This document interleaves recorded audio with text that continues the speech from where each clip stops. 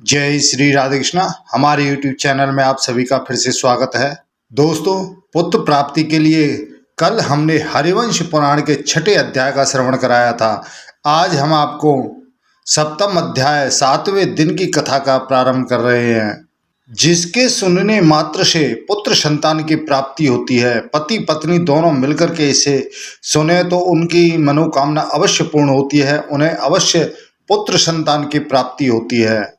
लेकिन ध्यान रहे, जब आप सुनने बैठ ही गए हैं तो इस कथा को संपूर्ण सुने, बीच में बिल्कुल भी ना छोड़ें, क्योंकि यदि आप बीच में छोड़ते हैं तो इसका फल जो लाभ होता है वह आपको नहीं मिलेगा। बोलो हरिवंश पुराण की जय। गुरुर्ब्रह्मा गुरुर्विष्णु गुरुर्देवो महेश्वरा गुरुर् साक्षात् परब्रह्म तस्मै श्री गुरुवे नमः। अखंड मंडलाकारं व्याप्तं येन चराचरं तत्पदं दर्शितं येन तस्मै श्री गुरुवे नमः। दोस्तों, चैनल को सब्सक्राइब जरूर करें। बोलो हरिवंश पुराण की जय। बोलो विष्णु भगवान की जय। बोलो गुरुदेव भगवान की जय। बोलो व्यास जी महाराज की जय। मार्कंडे जी बोले, उस समय उस स्वतंत्र पक्षी के साथ में रहने वाले 2 चक्रवाकों ने उससे कहा, हम आपका प्रिय एवं हित चाहने वाले आपके मंत्री बनेंगे। तब स्वतंत्र ने कहा, बहुत अच्छा। यूं कहकर वह पुनः अपने योग धर्म का विचार करने लगा। जब इस प्रकार उन तीनों ने प्रतिज्ञा कर ली, तब सूचिवाक ने उस स्वतंत्र से कहा, तू योग धर्म को छोड़कर काम प्रधान धर्म की कामना से ऐसा वर मांग रहा है, तू मेरा यह साप सुन ले। हे तात, तू कांपिल्य नगर का राजा बनकर उत्पन्न होगा, इसमें कोई संदेह नहीं है। तेरे ये दोनों मित्र भी तेरे मंत्री बनकर उत्पन्न होंगे। इस प्रकार शेष 4 पक्षियों ने राज्य की इच्छा करके योग धर्म से भ्रष्ट होने वाले उन 3 पक्षियों को शाप देकर उनसे बोलना भी छोड़ दिया। इस प्रकार योग भ्रष्ट होने के कारण शाप से ग्रस्त हुए वे तीनों पक्षी डर के मारे अचेत हो गए। उन तीनों साथियों ने चारों पक्षियों से शाप का अनुग्रह करने की प्रार्थना की, शाप से मुक्त होने की प्रार्थना की। तब उन्होंने उनके ऊपर कृपा की और सबकी सम्मति से सुमना ने अनुग्रह पूर्वक यह बात कही, इसमें कोई संदेह नहीं है कि तुम्हारे इस शाप का शीघ्र ही अंत होगा। यहाँ योग से भ्रष्ट होकर तुम मनुष्य योनि में उत्पन्न होंगे और अंत में फिर तुम्हें योग ज्ञान प्राप्त होगा। यह स्वतंत्र नामक हंस सब जीवों की बोली समझने वाला होगा। पूर्व जन्म में इसी के कथनानुसार कार्य करने से हमें पितरों की कृपा प्राप्त हुई। इसने कहा था कि गौ का प्रोक्षण करके इसे पितरों को अर्पित किया जाए। इसी के पालन से हम सबको योग साधन ज्ञान की प्राप्ति हुई। उस समय मनुष्य जन्म में जब कोई पुरुष तुम्हें यह आगे बताया जाने वाला वाक्य संदर्भ रूप सप्त व्याधा दशारणेषु आदि श्लोक सुनाएगा, तब तुम्हें यह मोक्ष देने वाला ज्ञानमय योग धर्म फिर प्राप्त हो जाएगा। तब मार्कंडे जी कहते हैं कि उसके पश्चात योग धर्म में निरत रहने वाले उन 7 मानसचारी हंसों ने, जो पद्म गर्भ अरविंदाक्ष क्षीर गर्भ सुलोचन उर्विंदु सुविंदु और हेम गर्भ नाम धारण करते थे, केवल जल और वायु का ही भक्षण करके अपने शरीर को सुखाना आरंभ करते थे। इधर वह राजा अपने शरीर से प्रकाश फैलाता हुआ अपनी स्त्रियों के साथ ले उस वन में इस प्रकार घूमने लगा जैसे नंदन वन में इंद्र घूमते हों। उस राजा ने उन पक्षियों को एकाग्रता आदि बाह्य लक्षणों से योग धर्म में परायण देखा। इससे वह पक्षी भी योग साधन करते हैं। मैं मनुष्य होकर भी योग साधन न कर सका। इस प्रकार कुछ निविर्ण होकर के मन दुखी होकर के उसी बात को सोचता हुआ अपने नगर को चला गया। उसके अगुण नामक परम धार्मिक पुत्र था। वह अगुण धर्म के सूक्ष्म तत्व के चिंतन में अनुरक्त था, इसलिए उसे अणुपद ब्रह्म के सूक्ष्म स्वरूप का बोध प्राप्त हुआ था। उसको सुकन्या श्रेष्ठ लक्षणों वाली सत्यशील एवं अन्यान्य गुणों से संपन्न और सदा योग धर्म का पालन करने वाली अपनी कन्या कृत्वी अर्पित की थी।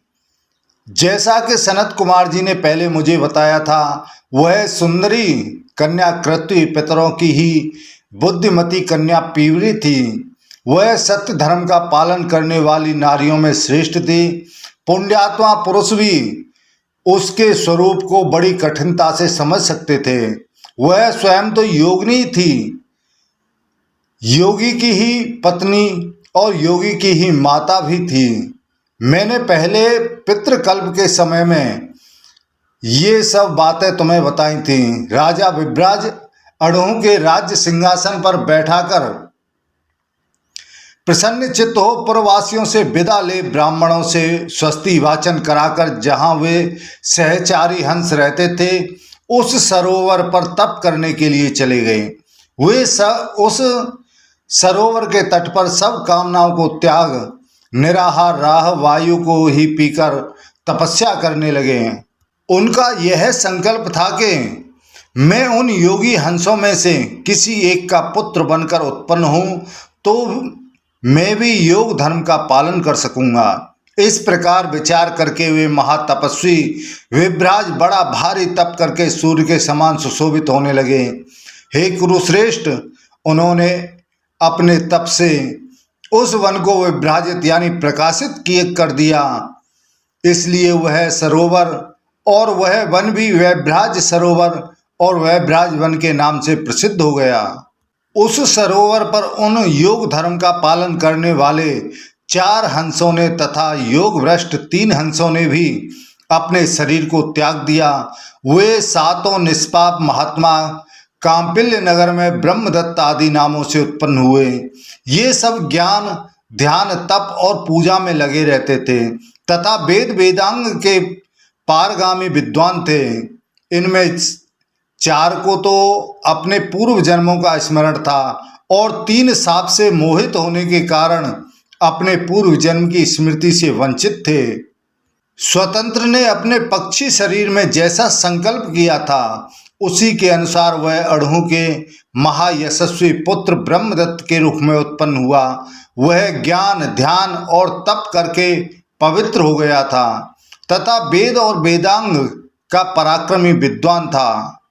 वाभ्रव्य और वत्स ये दोनों वहां राजा अणु के मंत्री तथा श्रेत्रिय ब्राह्मण थे।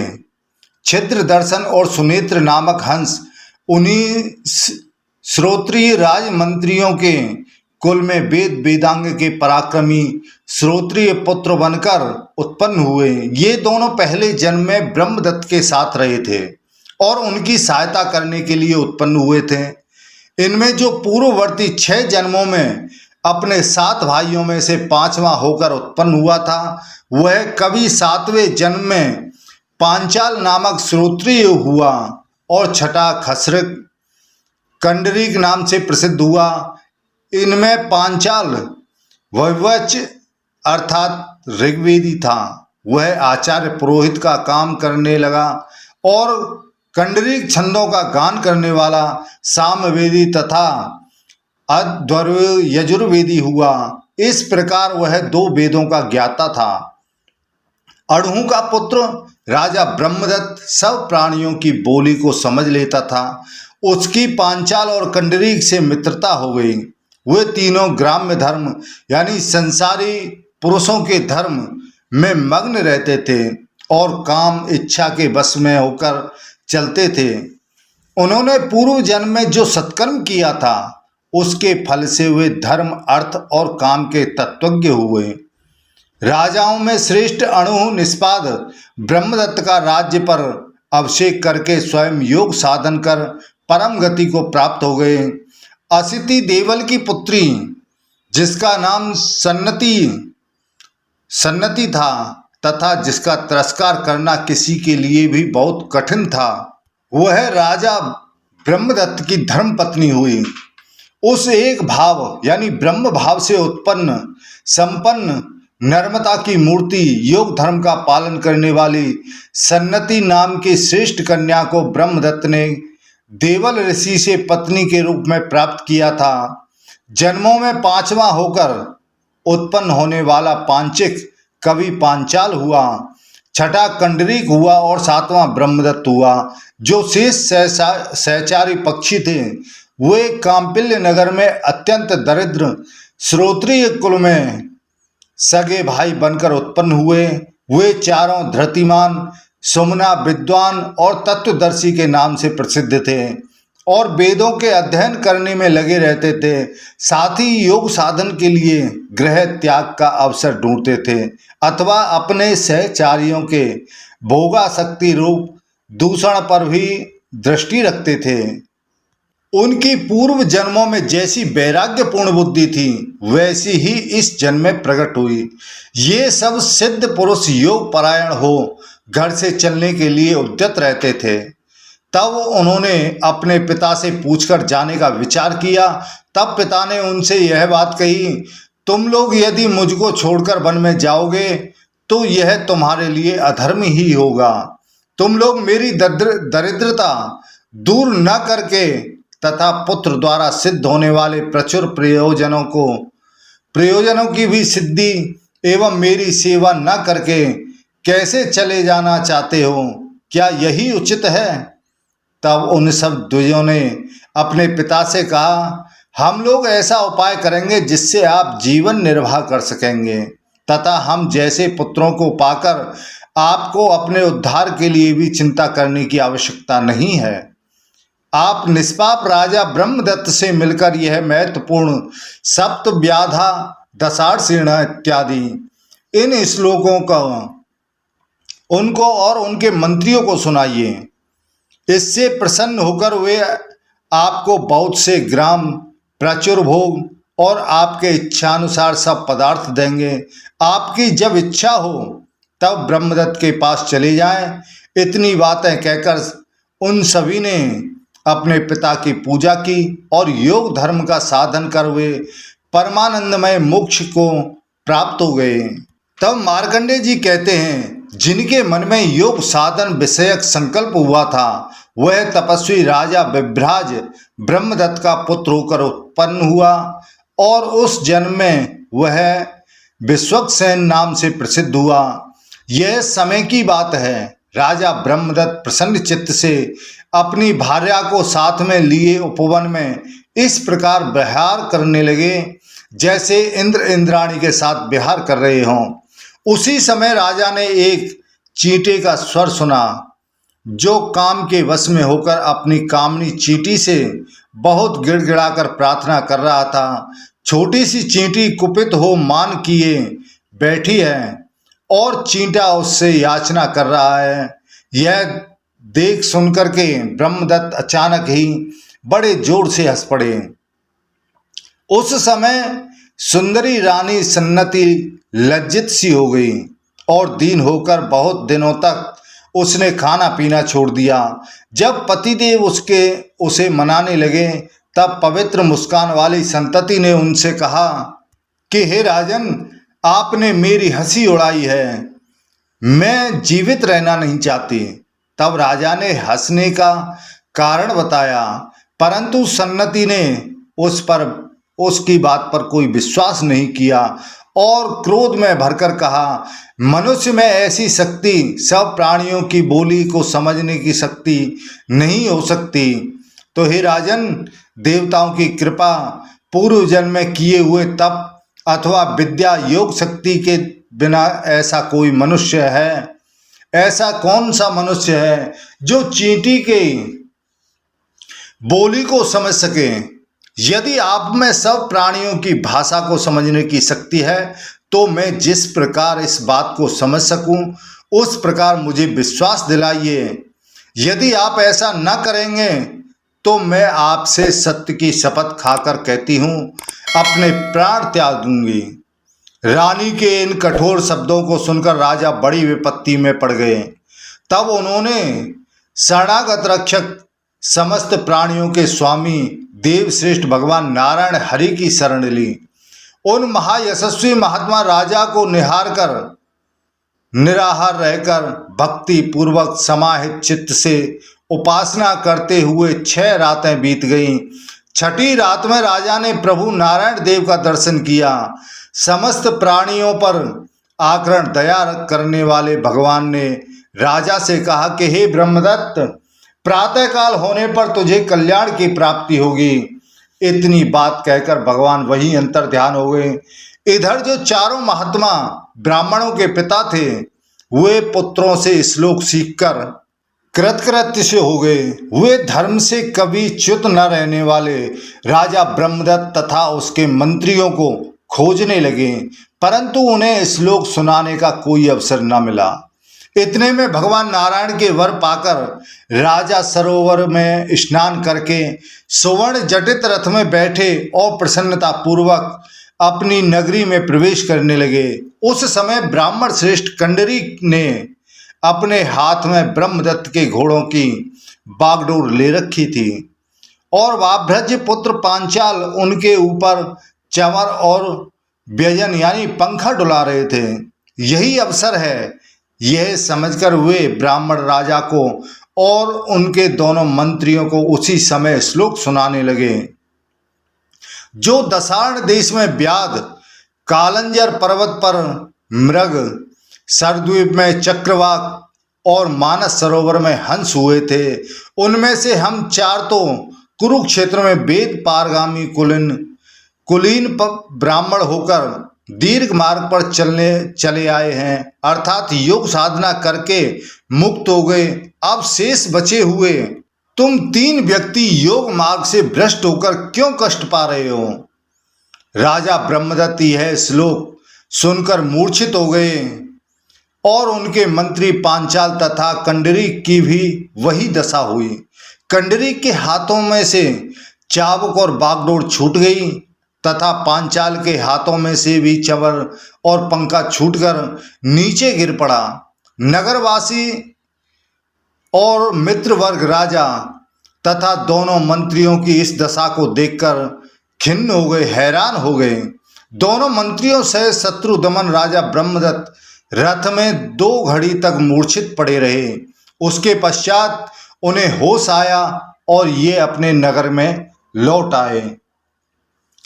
उन तीनों को उस सरोवर का ध्यान आ गया और अपने पूर्व जन्म के योग का स्मरण होने लगा।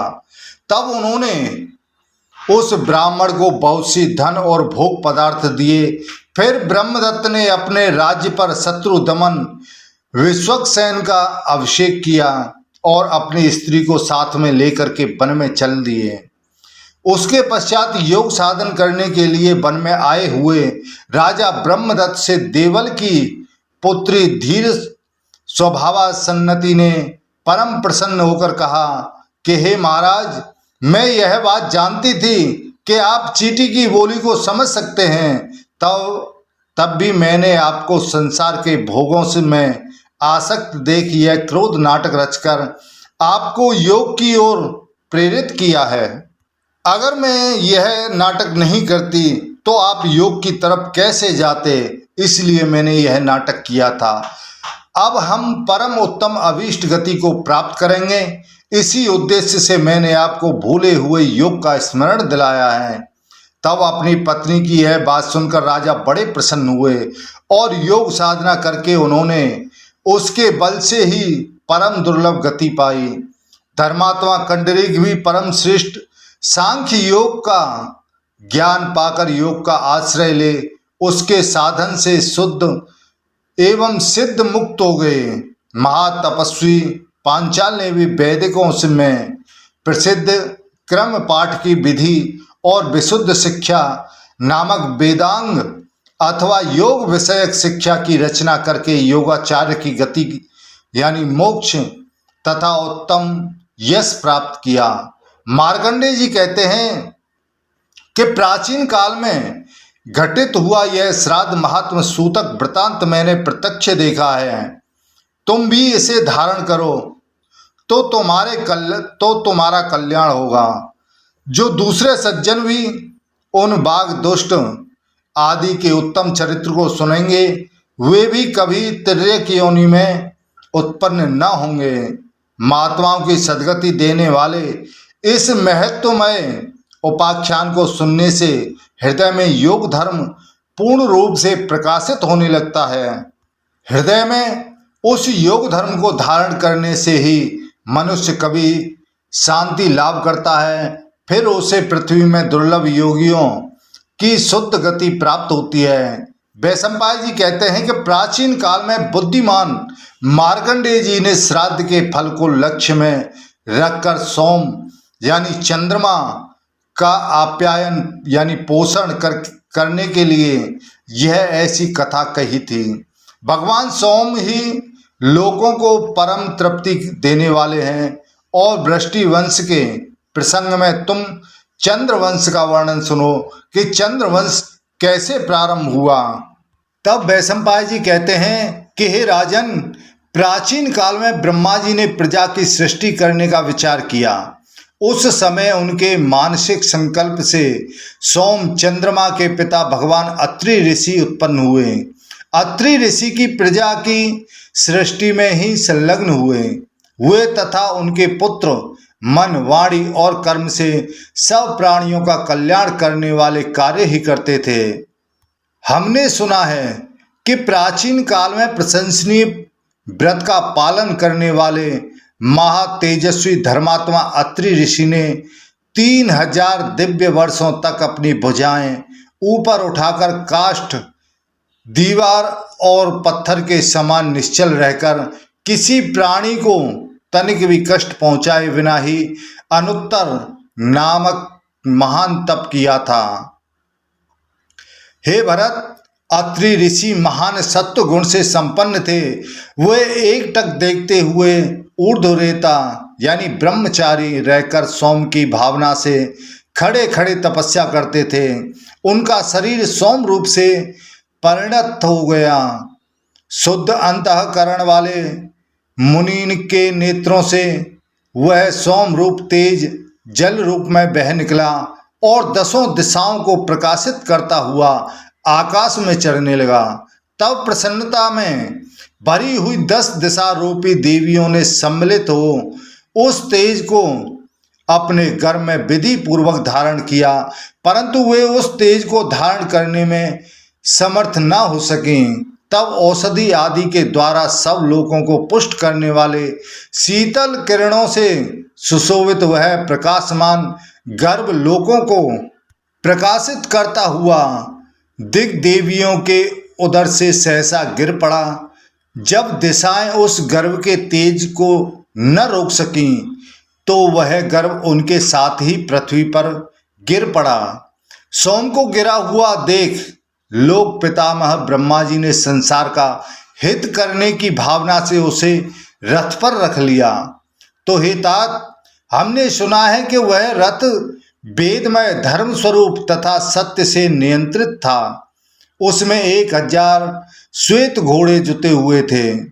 अत्रि पुत्र भगवान सोम के गिरने पर ब्रह्मा जी से सुप्रसिद्ध 7 मानस पुत्र उनकी स्तुति करने लगे।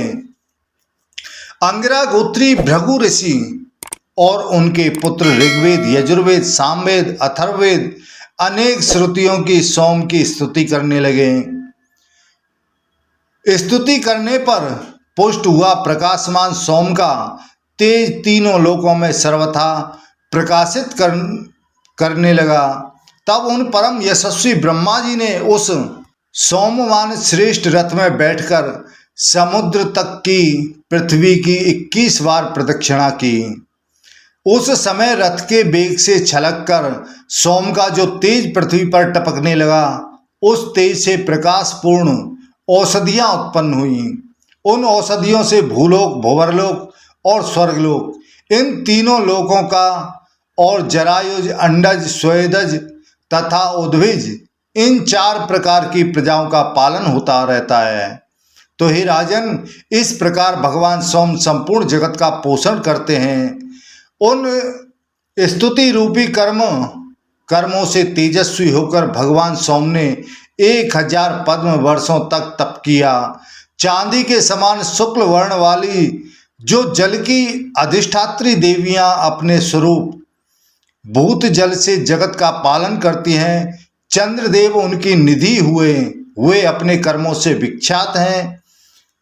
जन्मे जी, तदनंतर ब्रह्म वेदाताओं को में श्रेष्ठ ब्रह्मा जी ने चंद्रमा को बीज, औषधि, ब्राह्मण और जल का राजा बना दिया। तो हे महाराज, जब प्रकाशवानों में श्रेष्ठ चंद्रमा का उन चारों के राज्य पर सम्राट के रूप में अभिषेक हो गया, तब सम्राट चंद्रमा अपनी कांति से तीनों लोकों को प्रकाशित करने लगा। उस समय प्रचेताओं के पुत्र दक्ष ने अपनी महाव्रत धारणी 27 कन्या चंद्रमा को ब्याह दी, जिन्हें विद्वान पुरुष 27 नक्षत्रों के रूप में जानते हैं, जो कि अश्विनी, भरणी, कृतिका, रोहिणी, मृगशिरा, आद्रा, पुनर्वसु, इस प्रकार के जो 27 नक्षत्र हैं वह चंद्रमा की पत्नी हैं। इस बड़े भारी राज्य को पाकर पितृ देवताओं में श्रेष्ठ सोम ने राजसूय यज्ञ का अनुष्ठान किया, जिसमें उन्होंने 1 लाख गाय दक्षिणा में दी। सोम के उस यज्ञ में भगवान अत्रि होता बने, भगवान भृगु, अध्वर्यु, हिरण्यगर्भ, उद्दाता तथा वशिष्ठ जी ने ब्रह्मा बने। उस यज्ञ में सनत कुमार आदि प्राचीन ब्रह्मर्षियों ने स्वयं भगवान नारायण हरि को ही सदस्य बनाया था। तो हे भारत, हमने सुना है कि उन ब्रह्मर्षियों में श्रेष्ठ सदस्यों को सोम ने 3 लोक दक्षिणा में दे दिए। उस समय सिनी वाली कुहू, द्युति, पुष्टि, प्रभा, वसु, कीर्ति, धृति और लक्ष्मी, ये 9 देवियां नित्य प्रति चंद्रमा की सेवा में लगी रहती थी। इस प्रकार सभी ऋषि और देवताओं से सत्कार पाकर द्विजराज चंद्रमा ने अब व्रत स्नान किया। फिर वे 10 दिशाओं को प्रकाशित करने लगे। मुनियों द्वारा सम्मानित उस दुर्लभ ईश्वर को पाकर चंद्रमा की बुद्धि विनय से भ्रष्ट हो गई और उन्हें अनीति ने धर दबाया, उन्हें दबोच लिया। तब उन्होंने अंगिरा के सब पुत्रों का तिरस्कार करके बृहस्पति की यशस्विनी भार्या तारा का बलपूर्वक अपहरण कर लिया। देवताओं तथा देवर्षियों के याचना करने पर भी उन्होंने अपने गुरु बृहस्पति की स्त्री उनको नहीं लौटाई। तब देवताओं ने आश्चर्य बृहस्पति जी उनके ऊपर अत्यंत कुपित हो उठे। उस समय शुक्राचार्य ने चंद्रमा का पक्ष लिया और रुद्र ने बृहस्पति का, क्योंकि महातेजस्वी रुद्र बृहस्पति के पिता अंगिरा के शिष्य थे। उसी गुरु भाई के स्नेह से भगवान शिव अपना आजगव नामक धनुष लेकर बृहस्पति के पार्षिणी ग्राह यानी सहायक बने। महात्मा रुद्र ने दैत्यों को लक्ष्य करके ब्रह्मशिर नामक श्रेष्ठ अस्त्र छोड़ा, जिसने उन दैत्यों के सारे यश पर पानी फेर दिया। वहां तारा के लिए देवताओं और दानवों में बड़ा भारी युद्ध हुआ। तो तारकामय महासंग्राम के नाम से प्रसिद्ध है। इसमें संसार का बड़ा भारी संहार हुआ। इस युद्ध में मरने से बचे हुए देवता और तुषितगण आदि देव सनातन ब्रह्मा जी की शरण में गए। तब ब्रह्मा जी ने शुक्राचार्य और रुद्रों में ज्येष्ठ शंकर को भी समझा बुझाकर युद्ध करने से रोका। फिर उन्होंने स्वयं ही तारा को लाकर बृहस्पति जी को दे दिया। उस समय तारा को गर्भवती देख बृहस्पति जी ने कहा, तुझे मेरे क्षेत्र में किसी तरह पराया गर्भ नहीं धारण करना चाहिए। तब तारा ने अयोग्य स्थान सीकों के झुरकुंड में जाकर प्रज्वलित अग्नि के समान तेजस्वी उस भारी दस्यु हंता कुमार को उत्पन्न किया।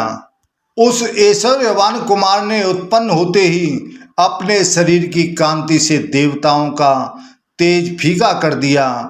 तब तो देवता संदेह में पड़कर तारा से कहने लगे, अरे तू सच बता, यह पुत्र चंद्रमा का है अथवा बृहस्पति का। परंतु देवताओं के पूछने पर भी जब उसने भला बुरा कुछ उत्तर न दिया, तब वह दस्युहंता कुमार उसे शाप देने के लिए तैयार हुआ। उस समय ब्रह्मा जी ने उसे रोककर तारा से इस संदेह को पूछा कि हे तारे, यह किसका पुत्र है? इस बात को तू ठीक ठीक बता। तब उसने दोनों हाथ जोड़कर वर देने वाले प्रभु ब्रह्मा जी से कहा कि हे प्रभु, यह सोम का ही पुत्र है। तब उस गर्भ को धारण कराने वाले प्रजापति चंद्रमा ने उस महामना दस्युहंता कुमार का मस्तक सूंघकर उस बुद्धिमान पुत्र का नाम बुध रखा। यह बुध जब आकाश में उदय होता है तब प्रतिकूल चेष्टा यानी उत्पात किया करता है। बैराज मनु की पुत्री इला ने बुध से एक पुत्र उत्पन्न किया। उनके वे पुत्र महाराज पुरूरवा हुए। महात्मा पुरूरवा के आशीर्वाद उर्वशी के गर्भ से 7 पुत्र उत्पन्न हुए। इधर सोम को हठात राज यक्षमा ने धर दबाया। यक्षमा से ग्रस्त होने पर चंद्रमा का मंडल क्षीण होने लगा। तब वे अपने पिता अत्रि की शरण में पहुंचे। महातपस्वी अत्रि ने उनके ताप को दूर कर दिया। वे चंद्रमा राज यक्षमा रोग से मुक्त होकर सब ओर प्रकाशित हो उठे। तो हे महाराज, इस प्रकार मैंने तुमसे चंद्रमा के जन्म का वर्णन किया है, जो कीर्ति को बढ़ाने वाला है। अब मेरे द्वारा चंद्रमा के वंश का वर्णन सुनो। मनुष्य चंद्रमा के जन्म को सुनते ही सब पापों से मुक्त हो जाता है। यह चंद्रमा के जन्म की कथा धन, आयु, आरोग्य और पुण्य देने वाली है। इसे सुनने से मनुष्य के सारे संकल्प यानी जो उसके मनोरथ हैं वे सब सिद्ध हो जाते हैं। तब वैशंपायन ऋषि जी कहते हैं कि हे महाराज, बुध के विद्वान पुत्र पुरूरवा हुए, जो तेजस्वी, दानशील, यज्ञकर्ता, बहुत सी दक्षिणा देने वाले, ब्रह्मवादी, युद्ध में पराक्रम दिखाने वाले और शत्रुओं से दुर्जय थे। वे राजा अग्निहोत्र और यज्ञों के अनुष्ठान करने वाले थे। राजा पुरूरवा सत्यभाषी और पवित्र विचार वाले थे। उनका रूप बड़ा सुंदर था और वे गुप्त रूप से सहवास करने वाले थे। वे अपने समय में तीनों लोकों में अनुपम यशस्वी थे। उन ब्रह्मवादी, क्षमापरायण, धर्मज्ञ और सत्यभाषी राजा को यशस्विनी उर्वशी अप्सरा ने गर्व का परित्याग करके पति रूप में वरण कर लिया था। राजा पुरूरवा उस अप्सरा के साथ 10 वर्ष तक रमणीय चैत्ररथ वन में, 5 वर्ष तक मंदाकिनी के तट पर बसी हुई अलकापुरी में, 5 वर्ष तक बद्री नारायण के वन में, 6 वर्ष तक उत्तम उपवन नंदन वन में, 7 वर्ष तक मनोरथ रूप फल को देने वाले वृक्षों से परिपूर्ण उत्तर कुरु देशों में, 8 वर्ष तक गंधमादक पर्वत के शिखरों पर, 10 वर्ष तक मेरु पर्वत पर तथा 8 वर्ष तक उत्तरांचल विहार करते रहे।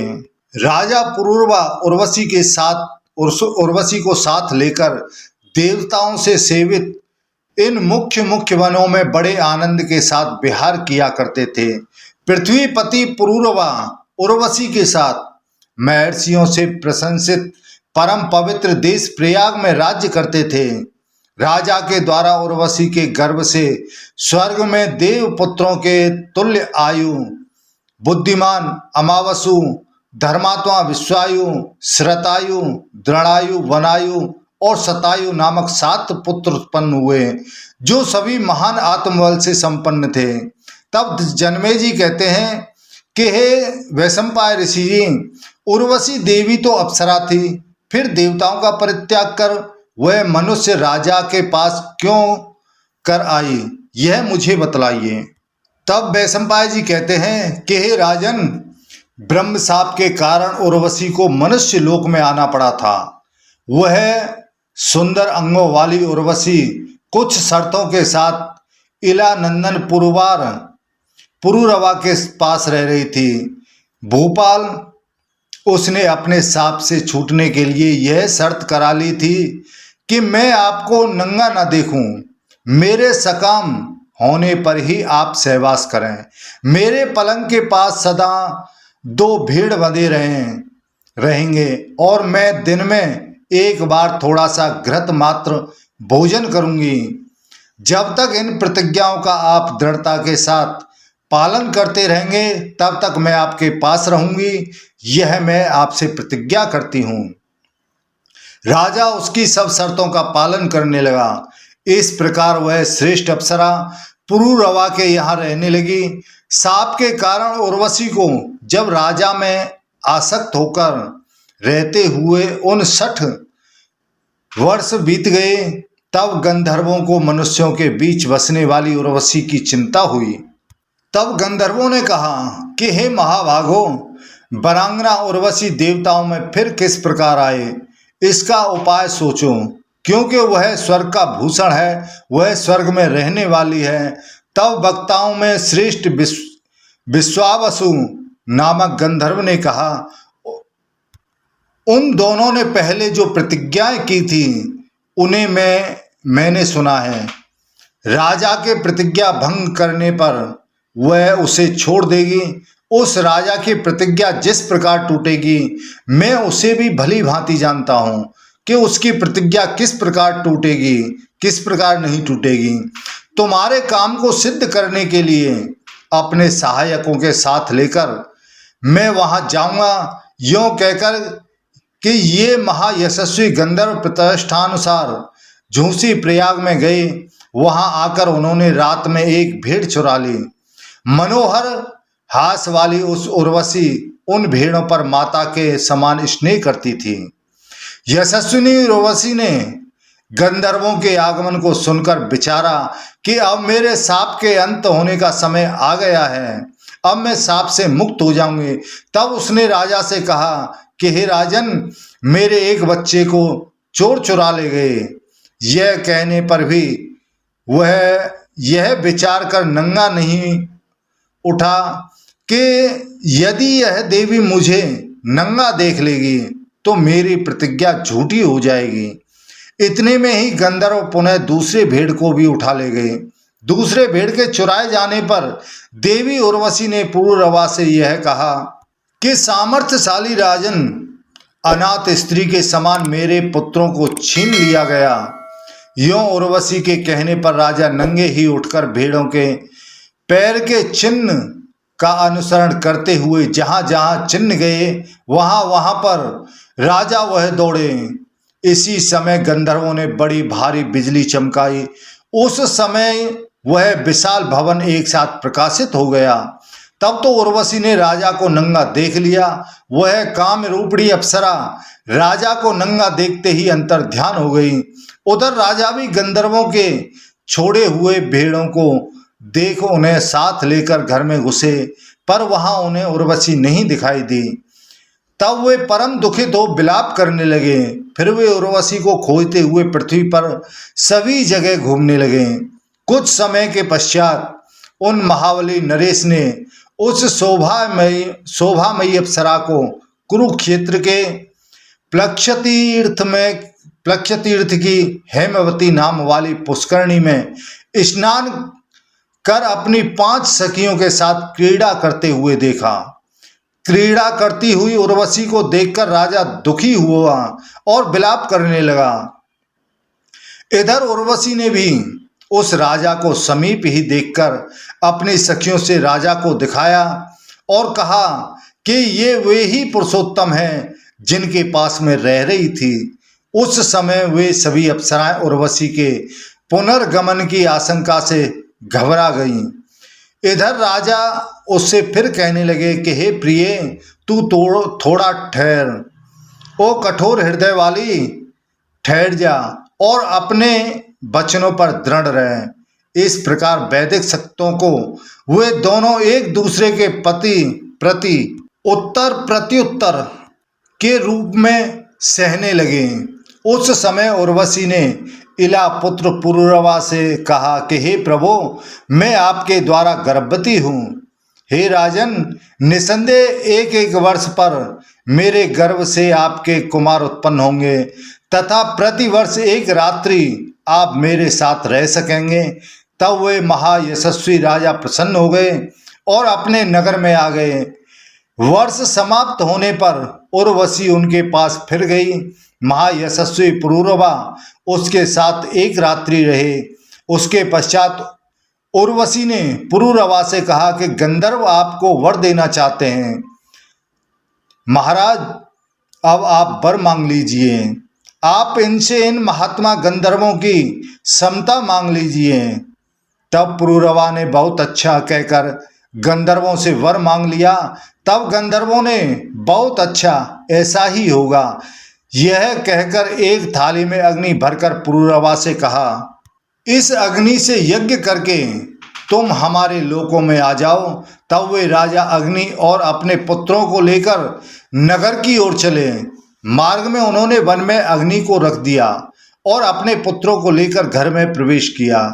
फिर वन में जाने पर वहां उन्होंने अग्नि को नहीं देखा, किंतु उसकी जगह एक पीपल के वृक्ष को खड़ा हुआ देखा।